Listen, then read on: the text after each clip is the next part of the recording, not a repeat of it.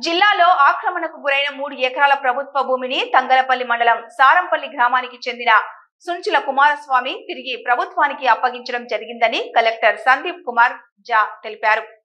మంగళవారం సమీకృత జిల్లా కలెక్టర్ మినీ సమావేశ మందిరంలో ప్రభుత్వ భూమి అప్పగింతపై ఎస్పీ అఖిల్ మహాజన్ తో కలిసి పాత్రికేయుల సమావేశం నిర్వహించారు.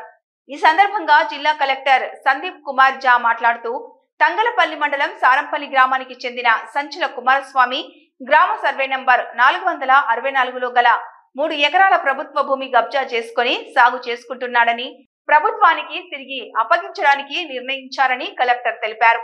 జిల్లాలో ఎవరైనా భూ ఆక్రమణలకు పాల్పడి ఉంటే సదరు భూమిని ప్రభుత్వానికి స్వచ్ఛందంగా అప్పగించాలని, ఈ భూములను పేద ప్రజల సంక్షేమం కోసం వినియోగిస్తామని, పేద ప్రజలకు ఇంటి పట్టాల పంపిణీ, ఇందిరమ్మ ఇండ్లు నిర్మించేందుకు వినియోగిస్తామని కలెక్టర్ తెలిపారు. 2018 నుంచి 2023 వరకు ప్రభుత్వ భూమి ఆక్రమణలో ఉంటూ రైతు బంధు, పీఎం కిసాన్ మొదలైన ప్రభుత్వ పథకాలు లబ్ధి పొందినందుకు ఆ సొమ్ము రికవరీ కోసం డిమాండ్ నోటీసు జారీ చేస్తామని కలెక్టర్ పేర్కొన్నారు.